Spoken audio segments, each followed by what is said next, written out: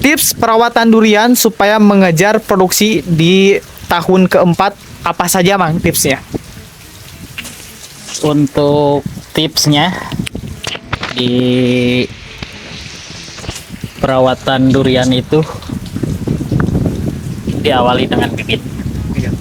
Pertama, pilih dulu bibit varietasnya yang sesuai tujuan awalnya gitu.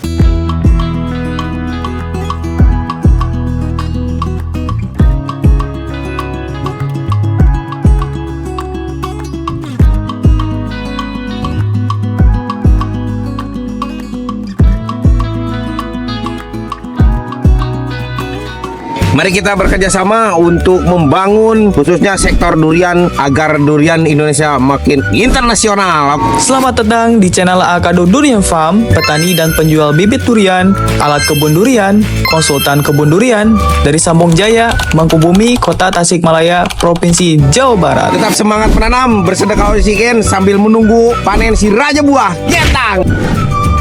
Teman-teman, Sobat Akado, hari ini kita mau bincang-bincang tips seputar cara perawatan pohon durian bersama Mang Acang yang sudah menemani pohon durian di sini di kebun durian Akado selama berapa, Mang?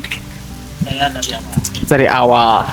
Oke, langsung saja kita akan bincang-bincang bersama Mang Acang, menanyakan beberapa pertanyaan yang Sobat Akado sudah kirimkan lewat komentar maupun DM pada akun Akado. Oke.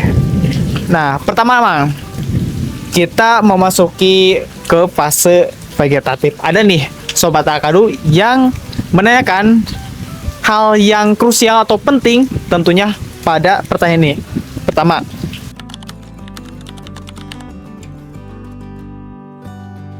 Perawatan durian itu diawali dengan bibit. Pertama, pilih dulu bibit varietasnya yang sesuai tujuan awalnya gitu kan. Misalkan menanam musangking, rencananya jangan sampai nanam sitokong gitu kan. Contoh, kita juga korban tukang bibit awalnya gitu. Ketika 2 tahun sudah tertanam, akhirnya ditebas juga karena kesalahan varietas. Dulunya awalnya kita awam juga dengan varietas dan yang lain-lainnya gitu. Untuk tipsnya, pilih dulu varietasnya. Targetnya bibitnya apa gitu. Pasarnya seperti apa gitu. Misalkan kalau targetnya tahan banting, udah tanam aja varietas yang lokal-lokal premium gitu. Tetapi secara pasarnya kan beda gitu kan. Tetap musangking dan duri hitam. Nah, kalau untuk perawatan, yang pertama pola tanamnya. Pola tanamnya, tanahnya seperti apa gitu kan. Kalau tanahnya liat, tanahnya merah, harus busut semaksimal mungkin. Karena untuk menghindari gendangan air. Ketika tanah liat, tanah merah itu lebih lama menyimpan airnya. Jadi harus tentukan dari awal. Jangan sampai nanti pola tanamnya salah, terjadilah trouble. Yang paling mendominasi trouble-nya adalah busuk akar. Makanya harus pola busut. Terkecuali tanahnya yang memiliki porositas tinggi, bolehlah busutnya aja standar aja, jangan terlalu tinggi. jadi enggak semua tekstur tanah itu direkomendasikan dengan menggunakan metode busut ya, Mas? Tidak bisa seperti itu. Busut tetap, cuma ketinggiannya aja. Tinggiannya disesuaikan Disesuaikan setiap jenis tanahnya, Mas. jenis tanahnya. Oke. Pertanyaan selanjutnya, Mas. Kita memasuki tahap penanganan atau perawatan hama dan penyakit pada pohon durian. Nih,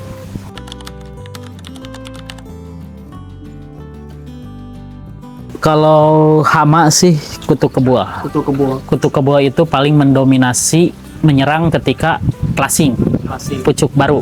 Itu paling sering terjadi. Jadi pencegahannya harus kuat. Sebelum pecah daun, dia harus udah disemprot untuk supaya tidak tumbuh si telur-telurnya itu, tidak berkembang biak gitu. Yang kedua, jamur. Jamur itu biasanya ketika curah hujan tinggi, kelembaban tinggi, contoh hawar daun atau jamur upas, jamur api, itu paling sering terjadi di ketika transisi cuaca. Pokoknya harus pencegahannya harus kuat aja. Karena ketika diserang hama penyakit, otomatis pertumbuhan akan stuck. Ketika sudah stuck, target kita akan terlambat gitu. Karena terhambat itu.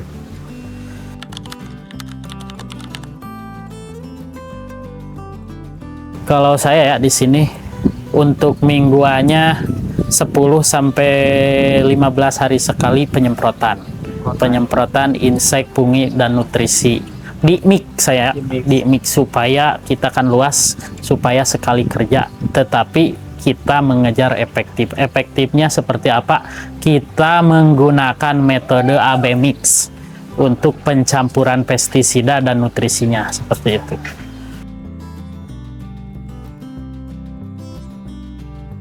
Untuk bulanan kita memasukkan unsur hara makro NPK. NPK-nya kita sesuaikan. Kalau misalkan ini musim kering nih, kita menggunakan yang mendominasi nitrogen. Contoh mau pakai Sprinter 20 10 10 gitu kan. Dari hara 25 77 gitu kan. Itu ketika musim kemarau gitu yang mendominasi nitrogen. Kalau musim hujan kita menggunakan NPK seimbang gitu. Tetapi kita yang sering dilakukan kebetulan tanahnya kekurangan fosfat, makanya kita selalu memasukkan fosfat. Mau fosfat tunggal atau makro majemuk yang mendominasi fosfat kita masukkan juga ya. Jadi ketika di awal tanam itu fosfat kita masuk sedikit lah. Karena untuk pertumbuhan akar targetnya. Karena ketika si tanaman kekurangan fosfat itu si pucuk-pucuknya akan kerdia. Karena akarnya kurang tumbuh subur gitu. Si pucuknya kerdia. Terkadang banyak yang bilang, wah ini hawar pucuk persis dengan hawar pucuk itu kekurangan unsur P. Ya, seperti itulah.